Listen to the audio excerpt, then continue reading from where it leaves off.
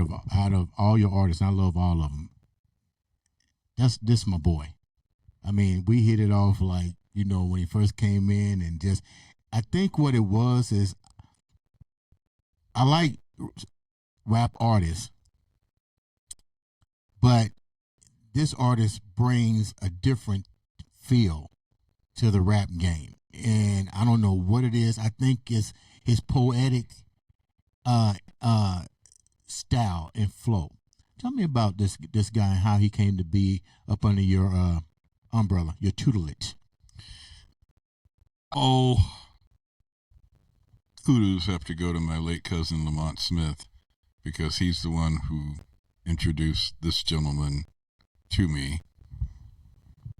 Rather, it was kind of initially, I wasn't all that enthusiastic, because rap and hip hop is not my favorite form of music, especially because of the language and some of the themes that they talk about. Mm-hmm. Now, I do have some rap artists that I do like, but you have to really, you got to really bring it and catch my attention. And so Lamont was raving about this guy. Okay, bring him to the family reunion. So we had a family reunion matinee, and he brought him there. And I was kind of a little dismissive, I think. What do you mean when you say dismissive? It was like, this is my boy 12 and he raps. Oh, hey, okay. That's kind of about how dismissive I felt it was.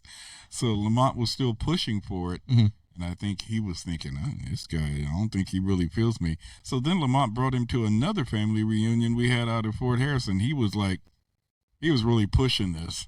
By now I had heard a little something, because Lamont knew that rap wasn't my favorite thing. Mm-hmm. But he was like telling me this guy was like special. And so when I really heard him, I was like, okay, he's got something here. Who played? How did you hear him? Did Lamont play you some tracks of his, or? Yeah, he used to be with some other organizations, and Mm-hmm. he played me something, and I could hear in his style. So I knew that I wanted to make him be a little bit more commercially potent. What do you mean when you say that? I wanted him to have songs that had stronger hooks, that were more catchy, Mm-hmm. that would have lasting power. So the first thing we did was a song called Like Magic.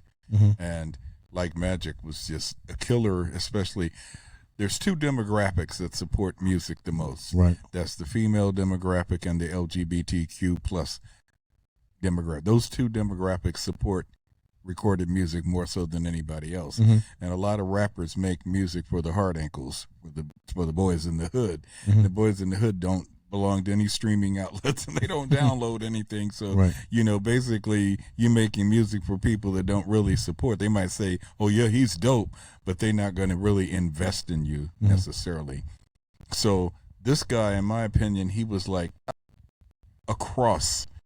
He had the kind of voice that cut through, that was different than a lot of other rappers, but then he had enough street sensibility to where they could relate to it as well, because his style is so formidable. Right. And the way he cuts, and the way he can just rhyme so fast, do the tongue twisting thing like Twister, and make you really feel it, Who was your favorite rappers? Like, you said you wasn't a fan of it, but you had rappers that you like. What were the rappers that you liked, and how did they fare to him?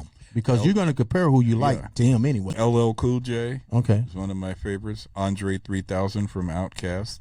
Ludacris, because I know both. But those two Ludacris people. can be pretty raw now. Yeah, but I can deal with some raw if you got a lot of talent. A lot of the people that do raw stuff, they don't have any talent. They're just talking a bunch of nonsense, and it sounds whack. Okay. It's like you're just cussing to be cursing. They're just saying super sexually explicit things, and they don't really mean anything. You can say something with some profanity, and it can be profound in how you put it together. But if you're just cussing for the sake of cussing, no, I can't get with that.